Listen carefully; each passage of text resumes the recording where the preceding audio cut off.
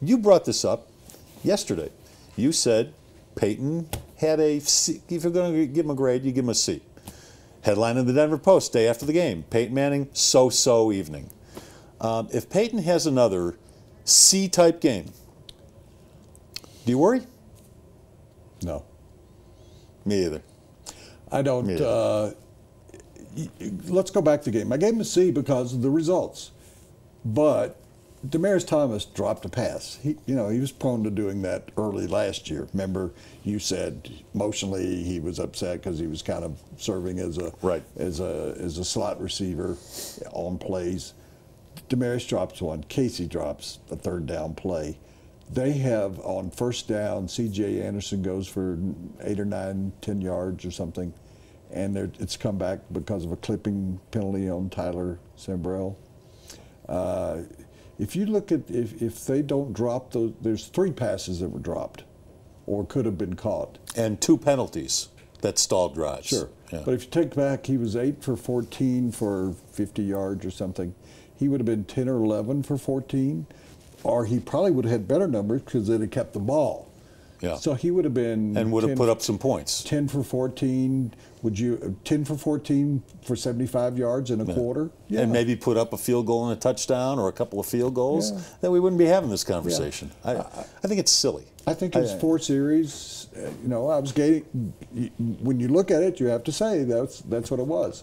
And he missed a couple of passes. He missed on a couple of passes. Yeah. The one to Demaryius that was to the offside, and the one down the field to Owen Daniels.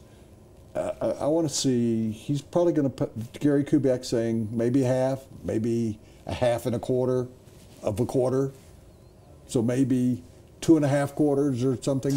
You know what just struck me as you were saying that? I think he's going to play a half. Yeah, he'll play at least a half. What struck me as funny was when Peyton misses on a couple of passes, we throw up our arms, not we, you and I, but other people, especially Peyton Manning critics, they throw up their arms and say, oh, he's getting old. Threw a bad pass, not enough arm strength.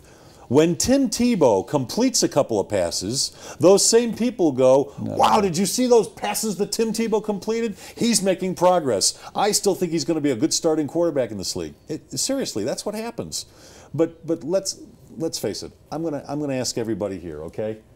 Has Peyton Manning ever not answered the bell at the beginning of the season?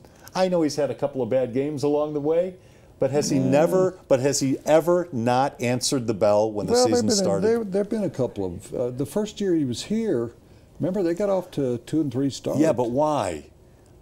I mean, his arm was still noodle-like almost because of the neck surgeries. Said, has he ever not answered the bell? Yeah, he looked very rusty coming off a year off. We didn't see him every year in Indianapolis, but there was a couple of years where they were 10 and 6 or something where I would have to go back and research it. He may have gotten off to bad starts. My point is, he's always there, and he's always in the long term getting it done, right?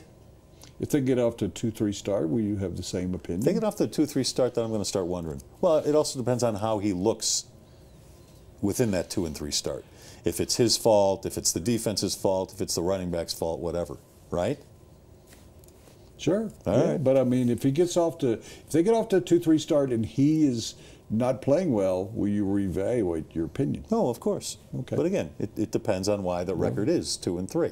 That segment brought to you by the Harmony Foundation. It's Colorado's premier treatment program for drug and alcohol addiction. If you feel the need, or if you know somebody who has a need because of some type of addiction, go to harmonyfoundationinc.com. They're located just outside of Estes Park.